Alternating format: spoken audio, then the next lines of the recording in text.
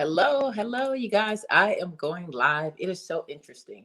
Um, I just went out to my garden just to pick up just a few things, and I've been growing rainbow chard. I'm just going to show you really quickly. Let's angle that down there. Check that out. This is what I picked from four plants. Four plants. Oh my goodness. It just blows my mind.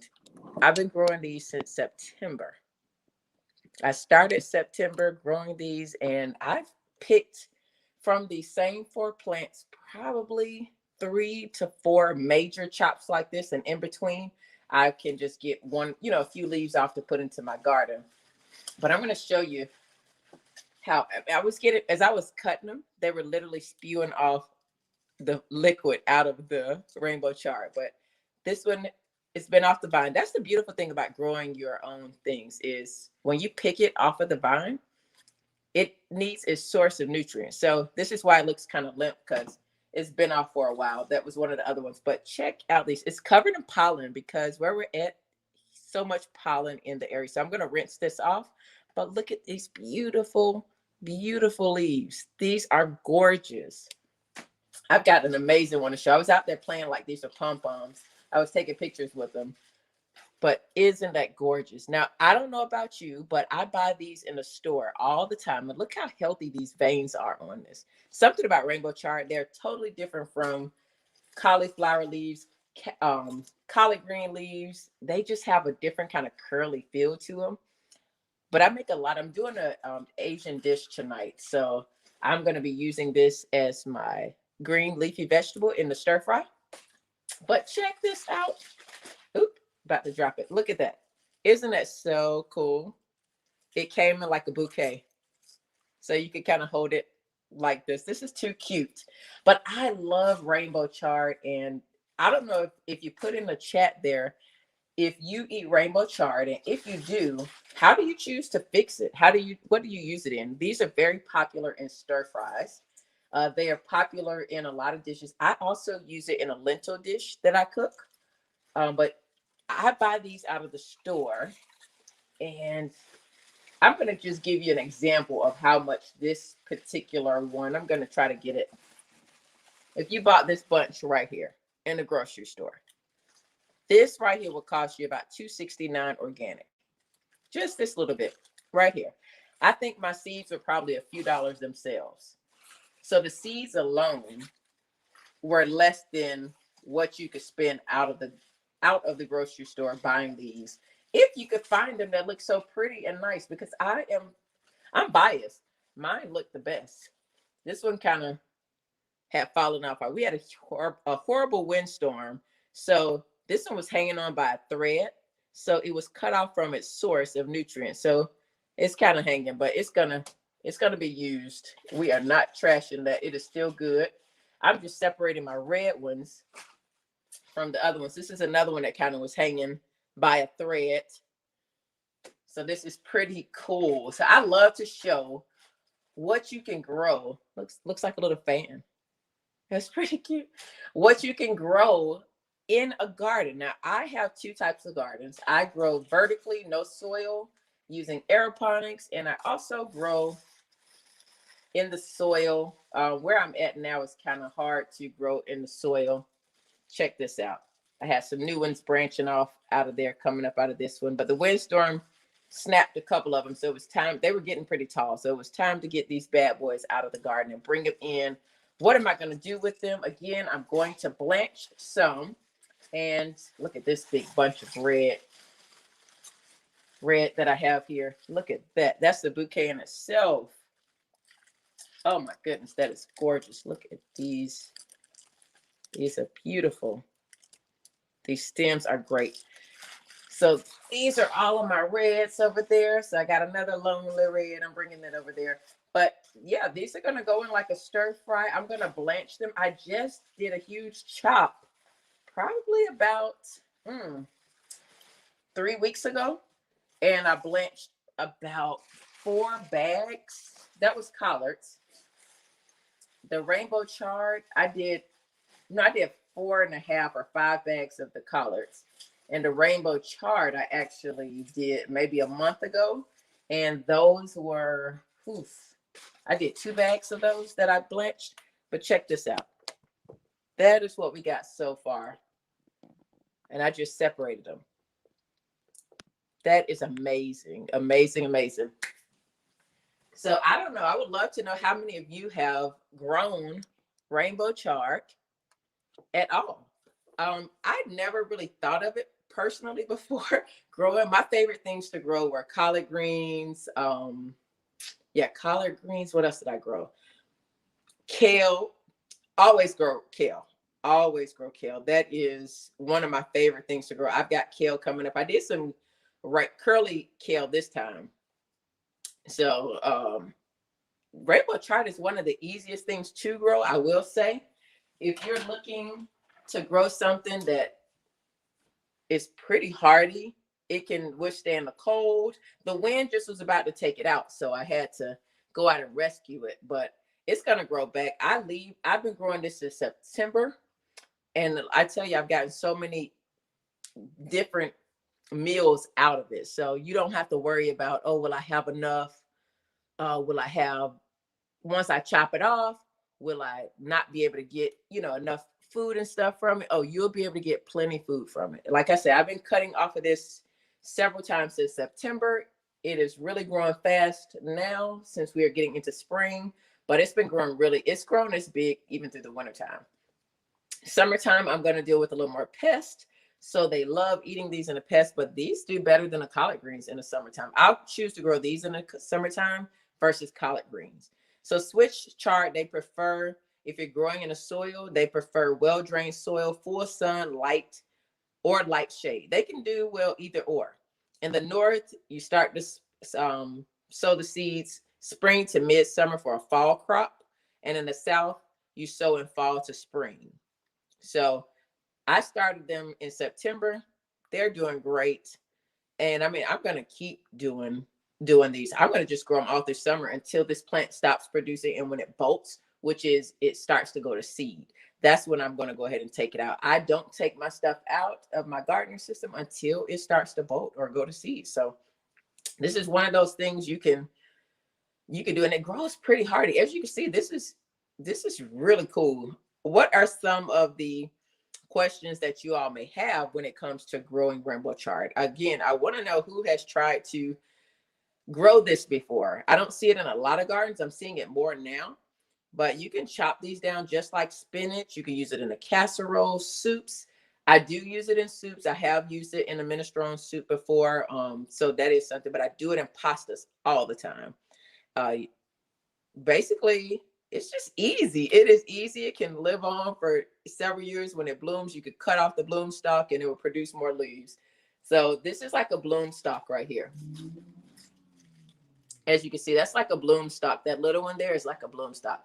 It could have kept going, but like I said, I could have left this one on, but I cut off all. Look how long this was getting. Imagine, and I still had about 4 inches left on the bottom of this that I left on the plant. So this thing was pretty tall, and they all were that tall. I mean, these were huge. So it was time to cut them down because the wind was taking them away. Oh my goodness.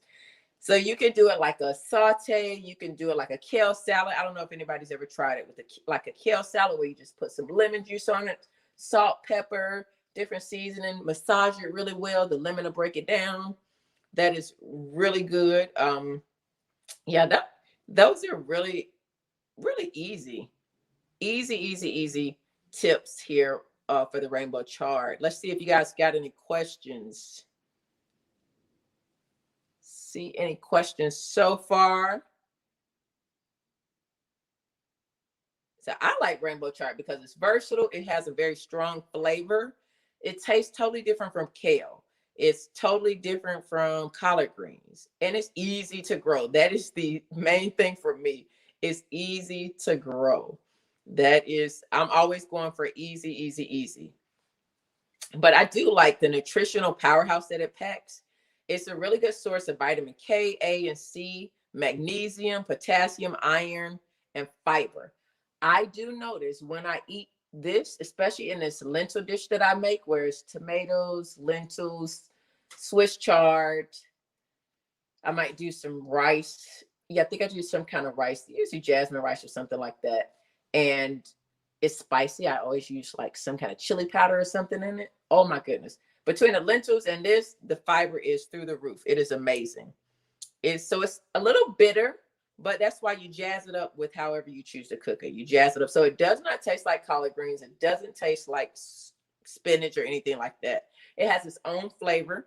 It is a very, it's a strong, robust flavor. So just make sure your seasonings overtake the flavor of the rainbow chard. I personally describe it as like sometimes it tastes like dirt. But and that's the truth. I'm just being honest. It has a very strong, gritty flavor, in my opinion. So you can get stalks that are red, yellow. Some of the stalks will be yellow out there. So this one kind of is yellow. I had a few. This one is kind of orangey, yellow, and green. So you got different kind of colors that it comes into. This is the rainbow, but it's a lot of health benefits. A cup of Swiss chard has 35 calories and provides you 300% of the daily value of vitamin K.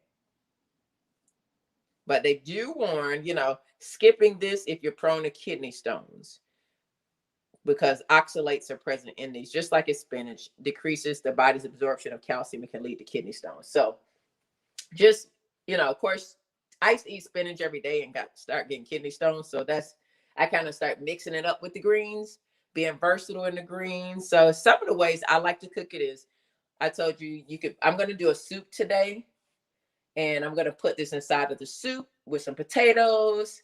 And I'm going to do some veggie broth and concentrate and make that up there with a bunch of other different veggies and stuff. You can do all kind of stuff with rainbow chard. The same that you would do with collard greens or anything else. So don't think you have to have some fancy recipe for this. You can do it however you cook collards, however you cook kale. Try that. It also may decrease insulin resistance and lower blood sugar. Definitely promotes weight loss. A lot of your leafy greens do that. Can it be eaten raw? Absolutely. If you eat kale raw or spinach raw, you can eat this raw. But again, I personally think it has a very strong flavor. Oh, look at this new growth. This is another good example of the new growth. See how that little one is in there? Right inside of that little one right in there? That was a new offshoot coming up there. So I have never really let them get to where they came in like a bouquet, because I usually go out there and I snip, snip, snip, snip, snip. But look at this. It has basically started shooting up in between. I'm just loving it. Oh, this pollen is in my nose. It is in my nose. I don't know where you're at. Do you have pollen? These are covered. This is a good example of, if you can see that yellow pollen on there. Check that out. All of that pollen. So I got to rinse these off. And that's the good thing about growing stuff yourself. You don't have to wash, because it hasn't been sitting in a grocery store where people's hands have been all over it. My hands are the only ones that have been over it. And from seed to now, my hands are the only ones that have touched it. So nobody comes in my garden and touches over my food either. So I've always been particular about people in my garden. I really don't. If you talk to most gardeners, they don't like people in their garden. So I've been very particular always about, I don't really like people in my garden. If you want something out of my garden, ask me, I'll get it for you. But I prefer no one in my garden, because people just don't, my plants are used to me talking to them a certain way. And this is why they look the way they do. This is my favorite right here. Pretty cool. So chard is low in calorie. I already told you about that. Low sodium. Yes, low sodium. Your vegetables can have sodium in them, guys. I've had clients that say, well, I'm on a low sodium diet. I can't do this. And they monitor all the sodium, and they eat tons of different things. And I'm like, have you looked at the sodium in leafy greens that you're eating? I know that's all you're eating, but that's just one thing. I'm no nutritionist or dietitian, so I'm not giving advice. I'm just saying that your leafy greens, they have sodium in them too. So we have to look at everything, but this is good sodium, but you still want to make sure you eat the rainbow and not the rainbow chard. Haha. But rainbow period, the rainbow food, if you balance, eat everything, get exercise and drink water, keep moving, you're on a good path. But anyway, back to the rainbow chart. It is fat free, of course, fat free. That is amazing. So just some good facts about it. One leaf, we're gonna just talk about 1 cup, of raw chard. 6.8 calories, zero point 0 grams fat, 77 milligrams of sodium, 1.4 grams of carbs, zero point 0.6 grams of fiber, 0.4 grams of sugar, zero point 0.7 grams of protein. That is amazing. Oh my goodness. That is really good. These are really, that's a non-starchy veggie. It is no specific study done on the glycemic level, but it's very low. In your leafy greens, you have very low like glycemic index mapping on these. Anything under 10 is considered low. So in your leafy greens are pretty good for that. It is not a good source of protein. So eating the rainbow, that is good. But it is an excellent source of fiber again, vitamin K. So take this leaf right here. One large leaf has 4 times the daily requirement. So if you ate this leaf right here, you're good. 4 times the daily requirement of vitamin K in this one leaf. The body absorbs this kind of vitamin. So, hey, what do you need all those man-made vitamins for? I'm just going to eat what God gave me, right? You might not be able to eat this leaf. I don't think I've ever seen this leaf inside the store before. This is pretty cool. This is a humongous leaf. I think this is like my Goliath of all of them. This is one of the largest ones. I'm going to go through and see if I find one bigger. It looks like a little puppet talking, right? This is not me. This is the veggie talking. I'm just the mouthpiece, but the veggie is doing it. Okay, I'm going to stop playing with my food. I'm going to stop playing with my food. This is pretty funny. But it's vitamin A, vitamin C, iron, potassium, magnesium, good source of vitamin E, copper, choline, calcium, riboflavin. Check out and see if any of those things you have ever, and this is all just from this one veggie. So I love to tell people, imagine if you ate all of this in a rainbow in a week, slice this up into a week's worth of food. Oh my goodness. What kind of benefit could it be to your body? And as a health coach, that is what I try to encourage people, besides the food as well. Just think about we get so many people that talk about weight. Yeah, you don't want to have an overabundance of weight, but you also want to think about the foods that I'm eating. Look, oh my goodness. I'm sorry, y'all. I got to show you this. Look at the back of this little one here. Isn't that pretty cool? Look at the veins on that thing. Oh my goodness. Look at the veins on this one. Woo, woo, woo, woo, woo. Healthy plant. That is amazing. Oh my goodness. Okay, what was I saying? So as a health coach, I try to encourage my clients to please really think beyond the weight. Think about the type of foods that you're feeding your body. Think about the amount of water you drink every day. Think about how your body absorbs what you're eating. And if it's absorbing things that are not real food with all of those benefits that this one leaf has in it, imagine what your body would feel like if you did. So repair cell damage. Oh my goodness. The antioxidants in this rainbow chard can help to prevent or slow the progression of some diseases and infections by fighting cellular damage and inflammation. Oh my goodness. Too much inflammation, we know, is not good.